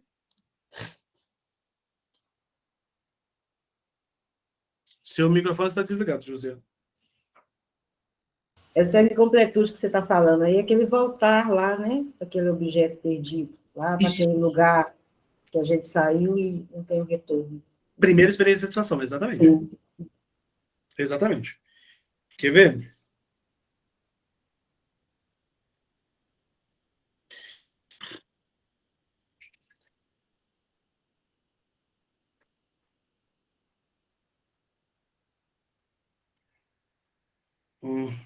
Depois eu vou achar aqui. Como é que alguém fez a pergunta aqui? Eu me perdi. Como é aparecer seu eu? Ele aparece. Ele aparece. Por exemplo, o que a Ana deu de paciente falando alguma coisa que foi extremamente avassalador e choro. Analista não existe, não, gente. Analista aqui é um analista aqui. Analista é um objetinho que o outro faz o que bem entender. Aí, de repente, o analista chora. É o eu do analista aparecendo. E não é um problema. O semblante é isso. O semblante é isso. Né? O semblante, eu gosto dessa palavra em francês, semblant, que é sentido branco. Ou seja, quem dá cor e quem desenha é o analisando. A esse sentido. Você vai fazer sua cara de... A minha análise, ela traz um pouco assim... Tem alguns pacientes que eu não dou um sorrisinho. Muito obrigado, Eduardo. Eu dou um sorrisinho. E tem pacientes que eu sou extremamente bem-humorado. Mas aí é exatamente a transferência que faz isso. Tem paciente, gente, que chega para mim e fala assim, eu não vou deitar no dia hoje não, vou ficar sentado. Fulano, deita aí. O outro fala, fica à vontade, se quiser. Mas tem uns pacientes que eu digo, que eu sei que se olhar, vai querer ser desejado. Se olhar que é desejo. Deita. Outros vai falar, não. Outro vai falar, não. Fica aí do jeito que você quiser. Desde que você fale, fica à vontade. Tá? Alguém falou alguma coisa aqui, ó. X também, eu lembrei 7 anos. Assim, 7 anos, não sei se dava aula antes, mas que bom. É isso, né? Como diz o Freud, se não dá para ir voando, que a gente vai mancando, né? Tudo tem seu tempo. Então a gente faz isso mesmo. Gente, então chegamos aqui ao início do fim. Talvez a gente precise fazer uma parte 2, porque olha que legal que eu vou mostrar para você. Eu tenho um PowerPoint. Eu tenho um PowerPoint. Oh, meu Deus. Com 12 slides. E eu não passei um PowerPoint. Então, acho que talvez precise de segunda parte, né? Daqui a um tempo. Eu pensei em fazer um workshop esse ano, um outro sobre gozo, mas talvez a gente precise pensar na parte 2, que é essa parte da inibição, sintoma e angústia, né? Mas a gente quer fazer tudo ao mesmo tempo, não dá. Castração tá aí para falar, não vai rolar. Então vamos para as perguntas? Exatamente. 10 não tem falta, né? Se 10 não tem falta, não serve para muita coisa. Então vamos para a pergunta? O que vocês têm aí de perguntas aí? Conte. Ou faça. Ai, nem levantei a mão e já fui falando. A pessoa que não quer ser castrada, né? Este momento. Quando você fala assim, ó, que o obsessivo, ele é o outro, é sempre o grande outro? Perdão, me fala de novo. Eu não sei nem fazer a pergunta, na verdade. Quando a gente fala assim, é que eu perdi a hora de fazer a pergunta, então agora eu não estou sabendo fazer. Vamos tentar. Mas, assim, né, que o obsessivo não tem o outro, ele é o outro.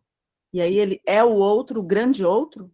Ele é o grande Ou outro. outrinho? Ele tem o grande outro, mas ele acha que ele é o próprio grande outro. Entende? Ele se acha o próprio grande outro. Deixa eu ver se eu consigo achar aqui essa parte do grande outro, para a gente poder.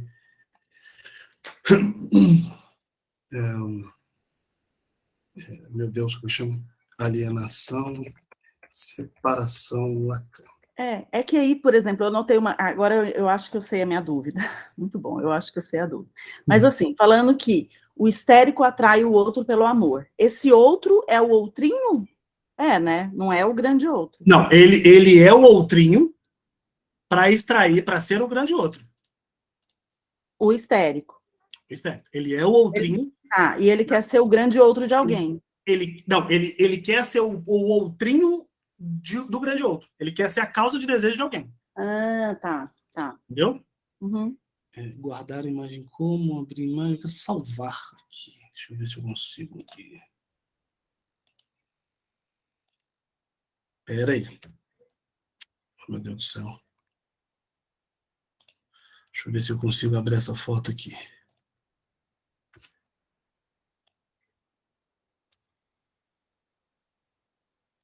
Como é que demora para abrir uma foto? Eu vou sair desse negócio aqui. Eu vou abrir outro. Não precisava ter feito isso, não.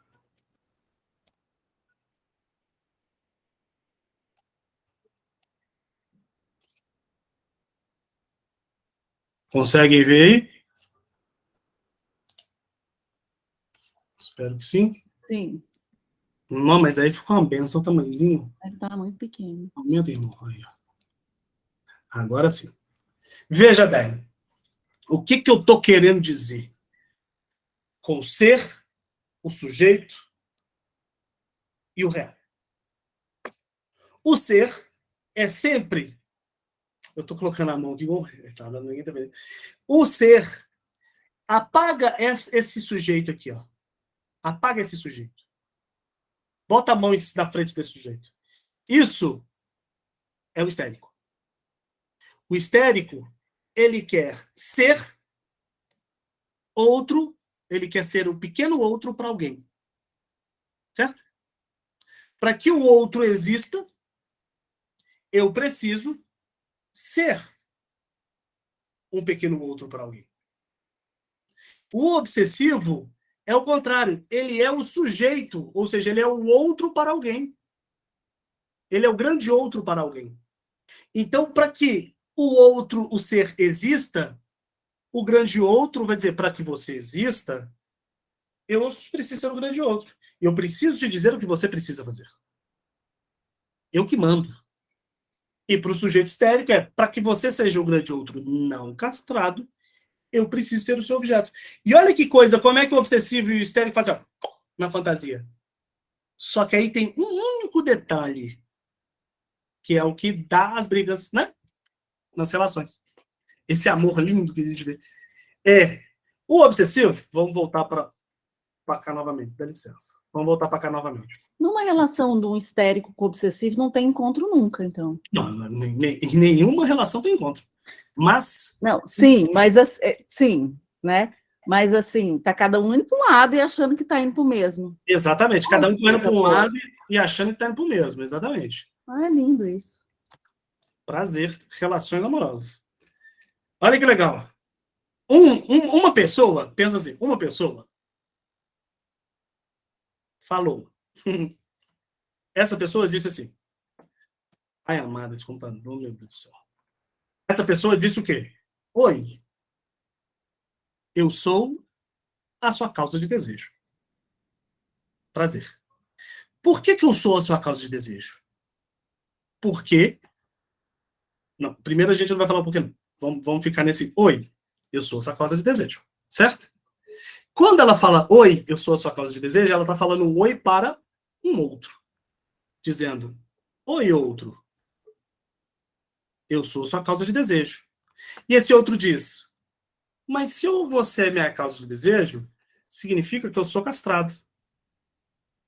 E aí este que deu oi fala assim, eu posso tirar a sua castração. Eu posso tirar a sua castração como? Se você me ter como seu desejo. E aí esse outro diz assim, mas para que eu possa existir como o outro, eu não posso desejar. Eu posso gozar. Entende onde é que a coisa corre para o lado ao contrário, embora a gente ache que está correndo para o mesmo lado? A histérica diz ao obsessivo assim, o obsessivo, você pode ser completo, irmão. Se você me desejar. A obsessiva fala assim, você está maluca. Se eu te desejar, eu sou castrado. Fala, me deseja. Aí fala, tá bom. Eu vou te colocar de objeto, de gozo. Sabe quando uma pessoa fala assim, mas você não presta atenção em mim? Você não quer nada comigo? Tá dizendo, você não me deseja. E o sujeito fala, eu não vou te desejar, porque se eu te desejar, eu tô castrado. Né? Já ouviu falar quando o Lacan diz que, o Freud diz que quando um deseja, o outro ama, não há possibilidade de dois seres se relacionando, se desejarem ao mesmo tempo? Não numa relação dessa, de casados, etc. Alguém tem que amar, enquanto o outro deseja. Só que às vezes tem uma pessoa que sempre ama e o outro sempre deseja. O homem ama uma mulher na condição, e aqui não é gênero, tá? Aqui é posição. O homem ama uma mulher na condição de castrado, né? E como assim, série de quadrinhos? Me perdi. Ué, essas coisas assim, um fala por, sabe? É excelente. Vou. Aí alguém ilustra, alguém vai que ficar desenhe. bonitinho. Hã? Só precisa achar alguém que desenhe. Mas isso é mais fácil. Alguém que saiba escrever isso é que é o difícil. Então, veja bem, é isso assim. Quando um vai dizer para o outro, eu tenho o que você precisa, o outro vai dizer, eu não preciso, porque eu já sou outro. Entende? Onde é que está o caos da sua vida? Você fala assim, ô senhor arrombado, eu tô doido querendo que você ocupe minha fantasia e você tá correndo, seu fela da puta. E diz, mas se eu ficar, eu vou ser devastado, gente. Eu não posso ficar o tempo todo, não, tá? Eu tenho que dar uma corrida. Porque se eu ficar o tempo todo, você vai fazer o quê? Me fura. Quando você me fura, você vai me furar, você vai escancarar a minha barriga e vai procurar alguém com a barriga fechadinha para esfaquear depois. Então eu não posso dar tudo que você pede. Porque senão você fica mimado. Essas crianças, né? A criança mimada é que você faz tudo. É óbvio. Porque se você entrega tudo, o sujeito não quer mais nada. E quem não quer nada, vai gozar. E a violência tá aí, super legal pra gente gozar, tá? Quanto mais poder, mais violência. Então, assim, veja bem.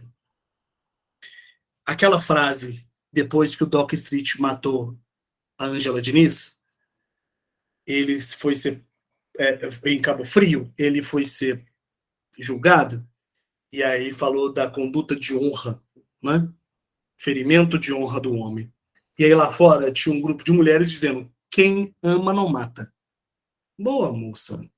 Mata. Mata, mas mata fácil. Mata fácil porque o amor entra na condição de completude. O desejo, não. Quem deseja, não mata. Mas quem ama, mata. Só se mata pela condição de eu não suporto a diferença ou porque eu amo. Se eu desejar, eu não vou matar, porque eu já estou acabando com esse objeto. Olha que bonito. O negócio é deseja bastante, ama de vez em quando. Porque este amor que Freud nos aponta é um amor de... Vou pensar como é que a gente pode fazer essa construção. Vai ser uma filosofia sem fim, sabe? Vai ser uma filosofia sem fim. E assim, este amor que a gente está trazendo, esse amor é um amor que mata. Ou você acha mesmo que um homem que mata a sua esposa ou ex-esposa porque ela quer terminar, que não ama mais mulher? Ele ama a ponto de dizer, você não será de mais ninguém. Não é porque ele deseja. Porque quando a gente deseja, a gente deseja. Gente, eu desejo várias coisas. E várias pessoas desejam as mesmas várias coisas que eu. Não é problema dividir. É problema dividir o objeto que eu amo. Aí nós temos um problema. Vamos voltar no Freud? Alguém disse alguma coisa aí, mas eu já vou. Só um minuto. Veja bem. Freud. O estado de paixão consiste em um transbordamento da libido sobre o objeto. Este estado tem o poder de suspender recalques e restaurar perversões. Qual é a perversão que se restaura? A perversão polimorfa, infantil. Quem aqui nunca matou um bichinho? Quem aqui não estrangulou um bichinho por tanto amar? Quem aqui já falou, eu não quero? Hã? Não quero, não vou. É isso, gente. A gente restaura, exatamente, a gente restaura isso assim. A gente pega esse estado de amor, ele fala da paixão, mas o amor está envolvido nessa lógica da paixão, porque a diferença do amor e da paixão é que a paixão transborda. O amor, não, o amor a gente coloca tatiborninha aqui, ó. Sabe? Até berolinha. Ou seja, toda a minha libido está investida no objeto. Sabe o que é libido, né, gente? Sabe o que é libido? Freud. Então, eu invisto minha libido toda no objeto. E quando aquele objeto diz, eu não sou mais suporte para sua libido, a libido volta tudo para mim. Nós vamos ainda marcar a parte 2, que é a parte da angústia, mas a angústia é exatamente isso. É angustiante quando eu vou acender a luz e a luz não liga. Por quê? Porque significa que aquele objeto que está no teto, que se chama lâmpada, não descarregou a energia que foi investida. Isso é angústia. É quando eu não tenho objeto a descarregar a minha libido. Normalmente o amor faz o quê? Te devolve. Tá vendo esse libido que você tá me dando? Toma de volta. Você fala, calma aí. Eu não tenho lugar para deixar esse tanto de coisa, não? E aí, pra gente finalizar, que falta 10 minutos pra gente acabar, porque a gente tá no sábado, né? Veja bem, o aparelho psíquico é esse aqui, ó. O Freud vai dizer, quanto menor energia psíquica estivermos, mais prazer temos. Quanto maior energia psíquica tivermos, mais desprazer teremos. Porque aparelho psíquico em Freud significa tradução de energia. Se eu tenho energia e descarreguei, prazer. Se eu tenho energia e não descarreguei, desprazer. Se eu tenho prazer com aquele objeto, porque eu descarrego minha energia naquele objeto, e aquele objeto fala o quê? Te devolvo toda energia, quer dizer que eu estou tendo desprazer com aquele objeto. Eu vou matar. Aí o Freud diz o quê? Isso tudo está no texto do narcisismo, tá, gente? Onde houver obstáculos, estou parecendo pastor aqui com esse negócio, onde houver obstáculos reais às satisfações narcísicas, o ideal sexual poderá ser utilizado como satisfação substitutiva. A morte é uma satisfação substitutiva. Então, onde houver obstáculos reais à satisfação narcísica, eu posso eliminar o objeto. Quer dizer que eu só vou matar? Não, mas eu posso me tornar um drogadito. Posso me matar. Exatamente. Por que eu posso me matar? Porque a angústia certo? A angústia. Ela é quando eu não encontro o objeto a descarregar a minha energia, minha libido, ela retorna para o corpo. Quando ela retorna para o corpo, ela está enchendo. E a angústia é o real com uma resposta real. Aí eu tenho duas saídas.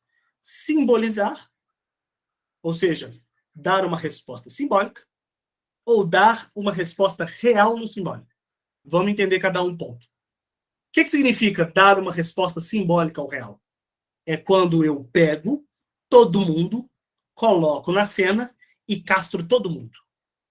Sabe aquelas crises histéricas? Crises histéricas. Ah, porque ninguém me ama, todo mundo é vagabundo, ninguém me entende. Tem uma pessoa que diz assim, ela foi diagnosticada com bipolaridade. Ela diz assim, ela chora, chora, chora, chora, chora. E aí o amigo dela vai conversar com ela, ela diz assim, mas você não me entende, você não é bipolar. O que ela está dizendo é, eu, na minha angústia, coloco todo mundo na cena e castro todo mundo. Sussa. Eu estou dando uma resposta simbólica ao real. Isso, para voltar para o sintoma, é um passo maravilhoso. O sintoma é o quê? Dar uma resposta simbólica ao registro simbólico. Lindo. Simbólico, como é a frase do Lacan, né? O simbólico faz furo no real. Lindo. O act out é isso. Fazer furo no real. Para dizer, tem alguma coisa que eu consigo seguir. Não necessariamente eu preciso morrer. O problema é quando eu recorro ao simbólico e tampo com o real, que é a passagem ao ato. Entende?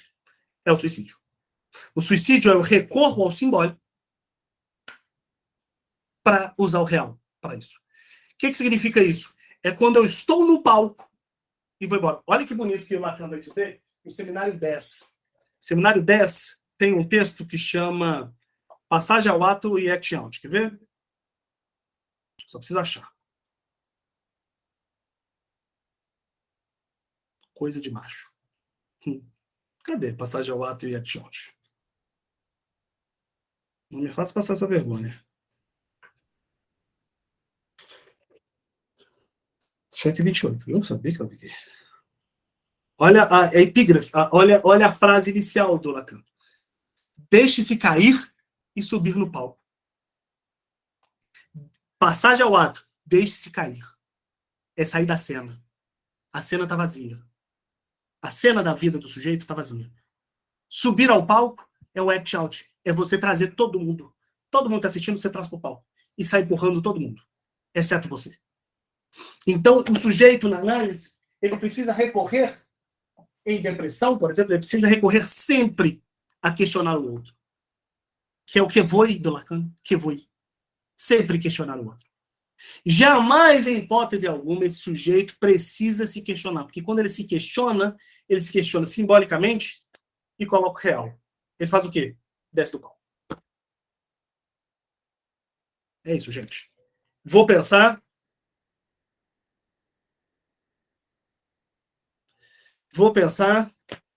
Qual data? Vai ser um sábado, 9 horas. Para a gente pensar na parte 2. Certo? Então é isso. Tem alguma pergunta? Não, né? Ninguém pergunta, não, né? Certo. Ixi, Josiane tem. Não. Então é isso. Então, bom final de semana para vocês. Falei certo. Combinado. Então é isso. Eu mando por e-mail, tá? Não vou nem divulgar essa segunda parte, não. Vamos manter essa turma aqui mesmo. Aí eu divulgo, vou mandar um e-mail com uma data. Deixa eu até pensar aqui numa data para novembro. Pode ser até dia 29, daqui 15 dias. Vocês acham? Gente, vocês estão vindo aqui num sábado pós-feriado. Não é possível que vocês não vão vir aqui numa semana que não tem feriado. Né? Já falei, não vai dar ninguém porque é feriado. Então, dia 29. Eu mando um e-mail para vocês com o link. Véspera de eleição. Ih, caralho! Eita! Deus abençoe. Vão estar, assim, enlouquecidos. Ah, não, gente. 29 dá? Deixa eu ver aqui. É, dia 29. Nossa, um dia das eleições. Será que a gente tem espírito para isso? É, né? Vamos, dia 29. Vamos, dia 29. Vai ser bom para falar da angústia nesse dia. É um sintoma e angústia, né? E aí a gente já vai ficar mais... Tá todo Porque mundo... Vamos ficar simbolizados. Porque dependendo do resultado, dia 5 a gente pode estar assim, desesperado, né? Devastado. Devastante. É isso. Então, gente, beijo para vocês e até.